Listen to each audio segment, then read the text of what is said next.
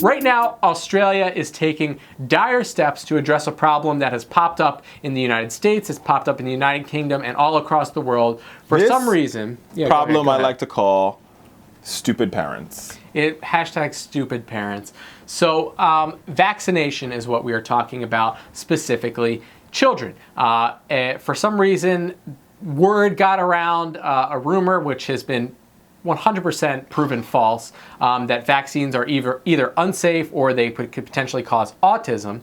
It's just not true. Debunked. The autism thing was based on one study who the author of the study ultimately recanted and said that it was a flawed premise and that the way he conducted it didn't actually make sense. And mind you, by the way, this is a total random aside, and this is not a political segment, but this is my problem with some of these wackadoodles, right, who make up these crazy claims. Like, for example, Tom Price is in a medical association, not the AMA, not the good one, the crazy one, right, where they think like abortions cause breast cancer. I mean, are you really a medical association if you're just like, we're gonna make up things that are not based on any peer-reviewed studies and call ourselves a medical association? Yeah, people do all the time.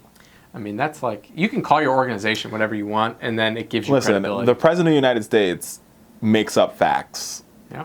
Are you surprised? Anyway, that was a total aside. So Australia is our hero this week because they have initiated a new program called the No Jab, No Pay policy, which means that parents must have their kids inoculated before they go into school, right? So it means that every single child now, before they go in, no jab, no play, right? You have to be inoculated before your kids can go to preschool, daycare, or elementary school. Right? And it's a good idea because the fact of the matter is when you have as close to 100% of a population vaccinated as possible. You end communicative diseases. Yeah. I mean, we've seen it. There are diseases right now that we just don't have anymore, and it's 100% because of vaccination. And now, meanwhile, in California, where this epidemic in the United States started, you're seeing resurgence of diseases that have because basically these parents are like, oh, I don't want to immunize my kids. Yeah. It's a bad idea. Immunize your damn kids.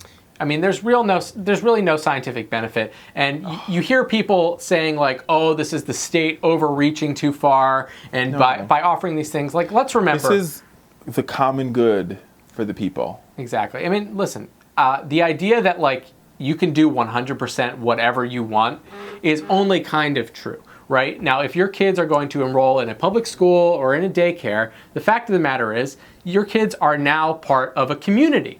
And if you want your kids to get this government benefit, unfortunately, they're going to have to take some simple steps in order to protect the whole community. Thank you. Right? I mean, it's just that simple.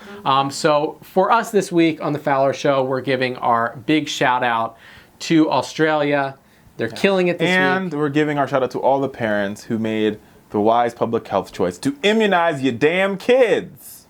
All right, I mean, because here's the thing. Where do we end up 10, 20, 30 years down the road? Immunize your kids. If just 5%, no, let's say 2% of kids aren't being immunized, where are we going to end up? Listen, all you need, and we learned this from Ebola, right? Even though only 3 people died and it's not really a crisis, but one guy. I mean, it's a good case study, right? One guy came back on a plane. Yep. And literally put this whole nation into a tailspin. Okay? Whole nation. Infected 2 nurses. Immunize your damn kids.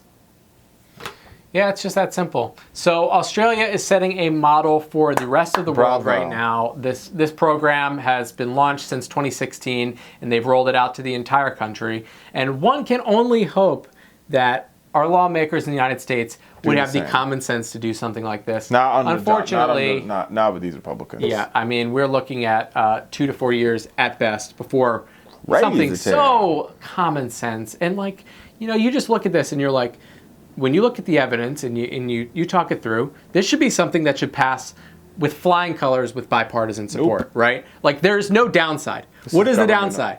No, they're going to say it's government overreach. It's the usual Republican talking point. Yeah, no, I mean, but the fact of the matter is, when your actions don't just affect you. Republicans seem to think that, like, oh, I can do whatever I want and it won't affect anyone. I can bring my gun into a bar and I can not vaccinate my kid and it's part of my rights because it won't hurt anyone. But it does. It hurts people. There you have it, folks. Let us know what you think in the comments below. We're coming up on the break. We'll be right back.